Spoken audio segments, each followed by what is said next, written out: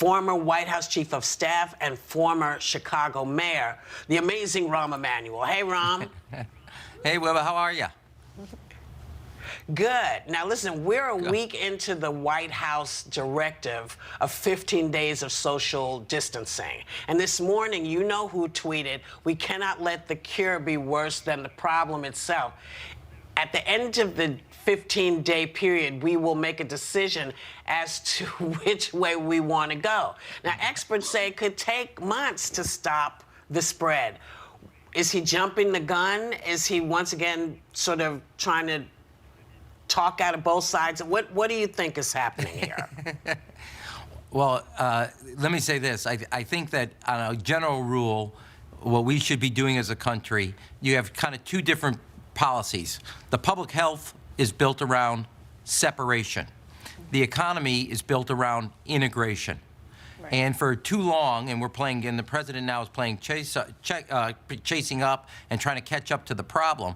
Those two are in contradiction, and we now need to figure out a way to make them more complementary. And I think he's getting a bit ahead. We got to make sure that we have everything we need from ICU units, all the equipment that our nurses and doctors need so they could do their job without themselves putting their lives at risk, making sure that we target, obviously, the most vulnerable of our population, meaning seniors, people with immune deficiencies, and then also make sure that part of society and the economy come back. I think the president is actually not leading in this effort, and, you know, he calls himself a wartime president. In my view, he's been actually leading from behind, and that's not what the country needs now. It needs straight talk. It needs to be dealt with forthrightly, and if it does that, the American people will respond accordingly in this effort. And so I think he's not only jumping the gun, I think what he's got to do is have a comprehensive strategy that he tells the American people, like Roosevelt did, like others have done in times of crises, what exactly we're going to do, and how do we do it together to make sure we solve this problem. Ron, you bring up Roosevelt. And I was reading that during World War II, he instructed Detroit to stop making cars and to start making warplanes, because that man, who was a great president, understood the severity of the situation. What is holding Trump up from instituting this DPA that would actually force companies to make respirators and masks, et cetera? You know, this gets exactly the right point. I think, let me step back, and I also think one other thing I want to say about the president is, look, in the worst of moment, Roosevelt said, "We have nothing to fear but fear itself." In the waning days of the Civil War, where literally American versus American, Lincoln touched a spirit with malice towards none. And rather than attack people like my governor or ridicule Senator Romney, I think the president would serve him well and serve the country well if he thought about how to bring us together and find our commonality. And I'm seeing it all across the country, and I've seen it here in our state, where people are helping each other.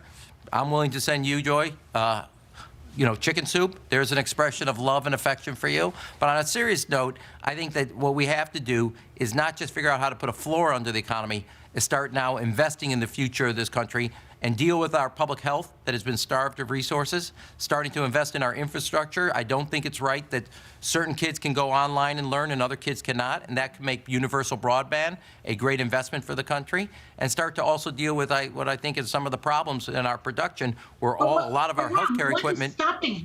What is stopping him from doing this one important step? I mean, it's unconscionable. Is he worried about the economy, that the stock market won't reflect his greatness? What is it? What is stopping this man from doing the right thing at this particular time in history? I don't get it. It makes no sense. I mean, I've read those similar stories, and I've read history. Literally at the moment when they looked at what Germany was producing, the United States said, look, we have to get ourselves to a different place if we're going to compete and win in this war. If this is a war, you pull all of America's resources, nothing's left on the sidelines, and he cannot play leader from the sidelines and benching a big part of America. And he has the power. He has to literally now say, this is how much ventilators we want, this is how much masks we want, this is how much protective gear we want, and direct American industry, and America and the companies and leadership will respond. And only the United States government can create that kind of demand. And I don't understand why he is willing to say, I have this power tool, but I'm not going to plug it in and use it. It makes no sense to me. And it makes no sense to the American people. And business is not going to respond unless he directs it to do it, and they're ready to do it. And this can't be done as philanthropy or charity. It's got to be led by the United States government, and he's the leader. Absolutely. That's what that comes. With the office comes a lot of responsibilities, and he's not exercising them. Mr. Mayor, Does he even care that he has people who are dying because of him?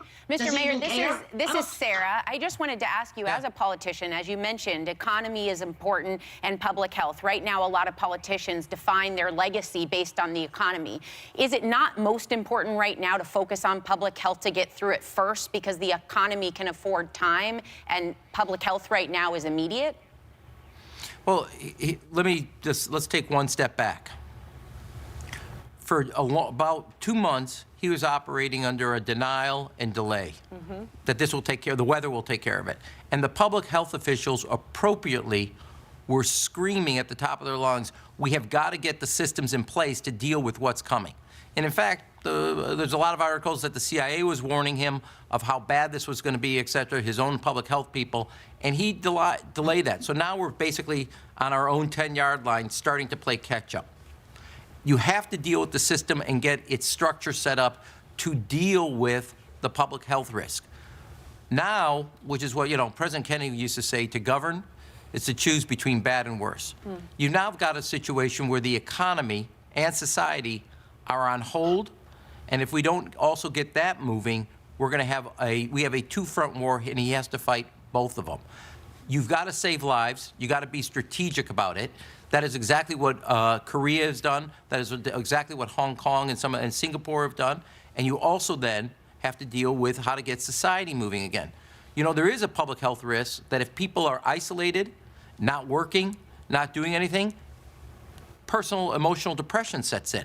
Other aspects of self-worth set in. And so you have to balance that, and you need a leader to be forthright with the American people. And no decision you make how to find a complementary approach.